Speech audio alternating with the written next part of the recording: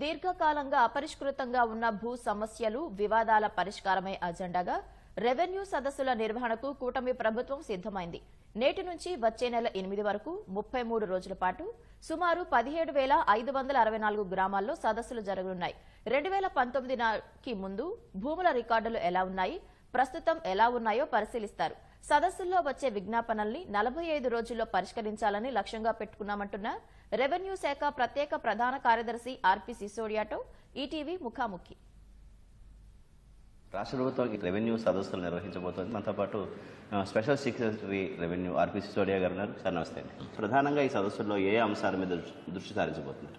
ఇప్పుడు రెవెన్యూ అంశాలు ఏంటంటే మెయిన్గా 2 రకాల ల్యాండ్స్ ఉంటాయి, government lands, private lands. Government lands వచ్చేటప్పటికి వీళ్ళకి మేము ఇన్స్ట్రక్షన్స్ ఏమి ఇచ్చామంటే గవర్నమెంట్ ల్యాండ్స్ వెరిఫై చేయాలి. చాలా వరకు గవర్నమెంట్ ల్యాండ్స్ ఎన్క్రోచ్మెంట్ కింద ఉండొచ్చు, గ్రాబ్ అయి ఉండొచ్చు, రస్తా పొరంబోగ్ మీద పొలాలు వచ్చి ఉండొచ్చు, కాల్వ పొరంబోగ్ మీద కప్పిసి ఇదంతా వాళ్ళకి ఫీల్డ్లో పోయి చూడమన్నాం. గవర్నమెంట్ ల్యాండ్స్ డీటెయిల్స్ వాళ్ళకి ఉన్న విలేజ్ రికార్డ్ నుంచి చూసుకుని ఇది కరెక్ట్గా ఉన్నాయని చూస్తారు. ప్రైవేట్ ల్యాండ్స్ వచ్చేసరికి చాలా రకాల సమస్యలు, గ్రీవెన్సెస్ మాకు వస్తున్నాయి. 15 జూన్ నుంచి ఇప్పటి వరకు 67,000 పీజీఆర్ఎస్ గ్రీవెన్సెస్ నమోదవడం జరిగింది. Almost 40% of the total grievances స్టేట్లో పీజీఆర్ఎస్లో వచ్చిన వాటిలో 40% ఓన్లీ రెవెన్యూ రిలేటెడ్. ఎలాంటి గ్రీవెన్సెస్? ఆర్ఓఆర్లో మార్పులు కావాలా, లేకపోతే ఆర్ఓఆర్ పట్టా కావాలా, ఆర్ఓఆర్ పాస్బుక్ కావాలి, లేకపోతే ల్యాండ్ గ్రాబ్ అయింది, మా ల్యాండ్ ఎవరో గ్రాబ్ చేశారు, డిమాండ్ ఫర్ హౌస్ సైట్స్.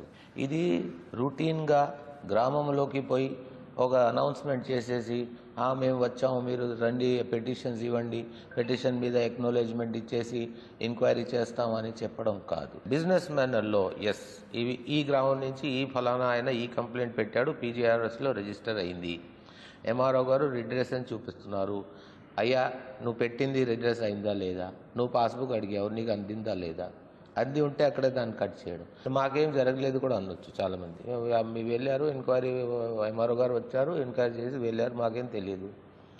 అప్పుడు అడగాలి, ఏం చేయాలి? ఇప్పుడు ఈ ఇష్యూలో ఆ ఇష్యూని రిజాల్వ్ చేయాలి. ఆ గ్రామంలో వచ్చినటువంటి ల్యాండ్ గ్రాబింగ్ కంప్లైంట్స్ అన్నీ ఎంక్వైరీ చేయాలి, అక్కడే దాన్ని బొగట్టా తీసుకోవాలి. వచ్చినటువంటి కొత్త పెటిషన్స్కి ఒక ఎక్నాలెడ్జ్మెంట్ ఇచ్చి దాన్ని పీజీఆర్ఎస్లో నమోదు చేసి దాన్ని ఒక స్పెషల్ ట్రీట్మెంట్ ఇవ్వాలి. రీసర్వే గ్రామాల్లో జరిగినటువంటి గ్రామ సభలో 3 లక్షల దాకా కంప్లైంట్స్ వచ్చినాయి. మెయిన్ కంప్లైంట్స్ ఏంటంటే మాకు ఎక్స్టెంట్ తేడా పడింది, జాయింట్ ఎల్పిఎం ఇచ్చారు, మాకు ఇండివిజువల్ ఎల్పిఎం కావాలి. జాయింట్ని విడదీయడం అంటే దాంట్లో మళ్ళీ రీసర్వే ఇన్వాల్వ్ అయి ఉంటుంది. ఇద్దరు పట్టాదారులు ఒప్పుకుంటే అక్కడక్కడ అగ్రిమెంట్ చేసేసి వాళ్ళు తాలూకా ఎక్స్టెంట్ మనం చేంజ్ చేసేయచ్చు. జనరల్లీ మీ సేవలో సర్వీస్ ఛార్జెస్ ఉంటాయి, లేకపోతే ఈవెన్ సబ్ డివిజన్ చేసేటప్పుడు ఎఫ్లైన్ పెటిషన్స్ కానీ ఏదైనా ఛార్జ్ ఉంటాయి. ఫీజ్ లేకుండా అన్ని సర్వీసెస్ అక్కడికక్కడే ఆన్ ద స్పాట్ చేయడం జరుగుతుంది. ఎక్కడైతే ల్యాండ్ డిస్ప్యూట్స్ ఉందో ఆ ల్యాండ్ డిస్ప్యూట్స్ ఆ గ్రామం వాళ్ళని అందరినీ కూర్చోబెట్టి, ఎందుకంటే మేము ఇంకొకటి ప్రజలకి ఏం చెప్పబోతున్నాం అంటే ప్రతి చిన్న దానికి కోర్టుకి వెళ్ళే వలన ఎవరికి ఏ ప్రయోజనం లేదు. సంవత్సరాల తరబడి కేసులు తిరుగుడు. అది బట్టు అక్కడ పంచాయత్ సర్పంచ్ ఉంటాడు, గ్రామ పెద్దలు ఉంటారు. చిన్న సమస్యలు మీరు కూర్చొని మా ఎంఆర్ఓ సమక్షంలో ఇది సమస్య మనం కూర్చొని ఇది ఒక ఇన్ఫార్మల్ అదాలత్ లాగా 2 సెంట్లు అటు ఇటు పడడం కోసం అంతా ఈ తిరుగుడు ఎందుకు? మ్యూటేషన్ మీదే చాలా గ్రీవెన్సెస్ జనరేట్ అవుతాయి. ఒక పెద్ద ఆయన పట్టాదారు చచ్చిపోయారు, ఆయనకి ఉన్న వారసులు అక్కడ ఉన్నారు, అందరికీ తెలుసు. విల్ రాశారా? విల్ రాస్తే ఆ విల్ ప్రకారం ఎవరికి పోవాలి? విల్ రాయలేదంటే హిందూ సక్సెషన్ యాక్ట్ ప్రకారం ఎవరికి ఎంత వాట పోవాలి, ఎవరు వారసులు?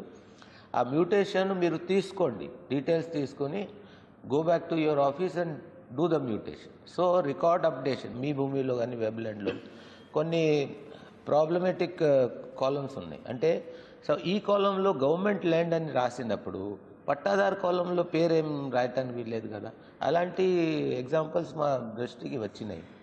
అవి గ్రామంలో చదివి వినిపించేసి ఏది కరెక్టో కాదో తెలుసుకుని రెవెన్యూ రికార్డ్ని పరిశీలించడం, దాన్ని రెక్టిఫై చేయడం. అంటే రెవెన్యూతో సంబంధించి అన్ని కలాపాలు, ఎందుకంటే 1 full day ఒక టీంకి ఇస్తాం. కొన్ని మండలాల్లో విలేజెస్ ఎక్కువ ఉంటే 2 టీంలు కావచ్చు. చిన్న విలేజ్ అయితే మేము చిన్న విలేజ్ అయితే ఒక హాఫ్ డే ఇక్కడ, హాఫ్ డే అక్కడ చేసేవచ్చు. మొత్తం 17,500 మనకి విలేజెస్ ఉన్నాయి. ఈ 33 రోజుల్లో ల్యాండ్ సంబంధించిన ఇష్యూస్ చాలా వరకు అవకతవకలు జరిగాయని, ఇళ్ల పట్టాల విషయంలో అవకతవకలు జరిగాయని ఫిర్యాదులని, అంటే ఇప్పటివరకు ఈ విషయంలో ఏమైనా కంప్లైంట్స్ ఇంతవరకు కంప్లైంట్స్ వస్తున్నాయి. కానీ ఇప్పుడు వరకు మా మొత్తం సిబ్బంది 13 లక్షలు ఫ్రీ హోల్డ్ చేసిన ల్యాండ్ ఎంక్వైరీ మీదే ఉన్నారు. 4,15,000 కరెక్ట్గా ఫ్రీ హోల్డ్ కాలేదని తేలింది. 7,800 acres అక్కడ కూడా ఇర్రెగ్యులర్ రిజిస్ట్రేషన్ జరిగిందని అని తేలింది. వీటి మీద ఫాలో అప్ యాక్షన్ తీసుకోవడం కాకుండా టైం ఉంటే, అవకాశం ఉంటే కొత్త వాటి మీద కూడా ఎంక్వైరీ చేసే వీలు ఉంటే అవి కూడా చేయడం జరుగుతుంది. అంటే ప్రతి రెవెన్యూ సదస్సులో ఒక టీంలో ఎంతమంది ఉంటారు, ఏ డిపార్ట్మెంట్ వాళ్ళు? 7-8 మంది ఉంటారు. ఎంఆర్ఓ అయితే ఉంటాడు, మండల్ నోడల్ ఆఫీసర్ అయితే ఉంటాడు, సర్వేయర్ కంపల్సరీగా ఉండాలి, రిజిస్ట్రేషన్ డిపార్ట్మెంట్ రీప్రజెంటేటివ్ ఉండాలి, ఫారెస్ట్ డిపార్ట్మెంట్ రీప్రజెంటేటివ్ ఉండాలి, విఆర్ఓ ఉంటాడు, విలేజ్ సెక్రటరీ ఉంటాడు, పంచాయత్ సెక్రటరీ ఉంటాడు. నేను మాత్రం డైలీ ఏదో ఒక గ్రామ సభ అటెండ్ అవుతాను.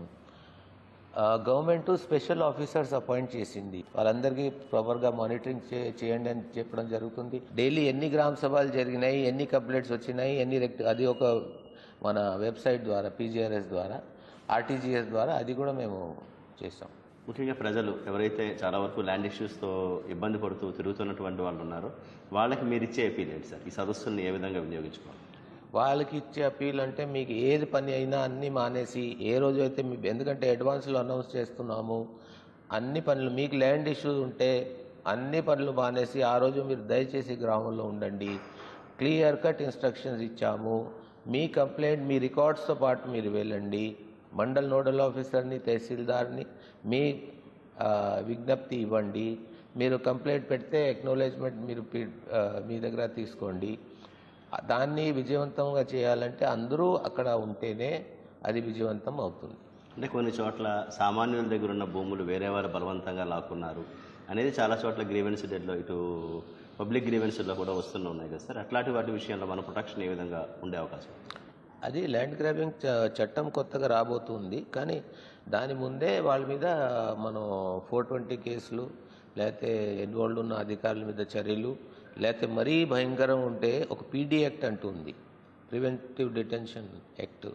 దాంట్లో land grabbing is a organised crime. దాంట్లో బుక్ చేయొచ్చు. 3 months ఏ ట్రయల్ లేకుండా జైల్లో పెట్టవచ్చు.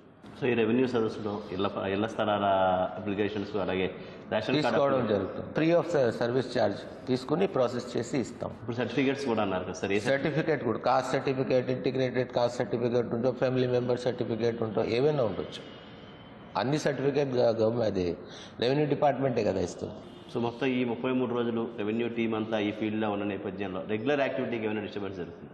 ఎసెన్షియల్ ప్రోటోకాల్ కానీ, వరదలు లేకపోతే ఆపత్తాలు విపదాలు కానీ, లా అండ్ ఆర్డర్ కానీ, ఇలాంటివి తప్ప మీరు ఇంకేది అటెండ్ చేయకుండా మొత్తం ఫోకస్ రెవెన్యూ సదస్సు మీద పెట్టాలి. ఎందుకంటే 6-7 సంవత్సరాల నుంచి జరగలేదు కాబట్టి బోల్డ్ ఇష్యూస్ వస్తాయి. కాబట్టి ఇది అంత పన్నీలు పక్కన పెట్టి దాని మీద ఫోకస్ చేయాలని చెప్పి.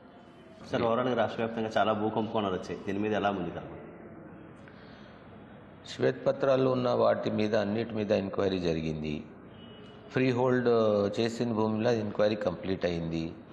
ఫ్రీ హోల్డ్ తర్వాత రిజిస్ట్రేషన్ అయిన భూముల మీద ఎంక్వైరీ కంప్లీట్ అయింది. కొన్ని ఇర్రెగ్యులర్ ఎలియనేషన్స్, శారదాపీఠం లాంటిది కేసులు క్యాన్సిల్ చేయడం జరిగింది. కొన్ని కోర్టు కేసులో ఉన్నటువంటి దస్పల్లా భూములు, లేకపోతే హైగ్రీవ భూములు, లేకపోతే రామనాయుడు స్టూడియో భూములు, అవన్నీ కోర్టు కేసులు ఉండడం బట్టి వాటిని చూడంగా మేము పరిశీలిస్తున్నాం. రాయలసీమ సైడ్లో బాగా ల్యాండ్ గ్రాబింగ్ది కంప్లైంట్స్ వచ్చినాయి, దాని మీద ఎంక్వైరీ అయింది. ప్రకాశంలో మొన్న ఒక ఈ ఫోర్జరీ సంతకాలతో చేసి జనాలు పట్టుబడ్డారు, వాళ్ళ మీద యాక్షన్ మొదలైంది. పొంగునూరు కానీ అన్ని కేసులో దాని మీద ఎంక్వైరీ అని కంప్లీట్ అయింది. Land settlement case is in the court of director survey settlement అది కూడా త్వరగా డిస్పోజ్ చేసినట్టు పరిస్థితులు కనిపిస్తున్నాయి.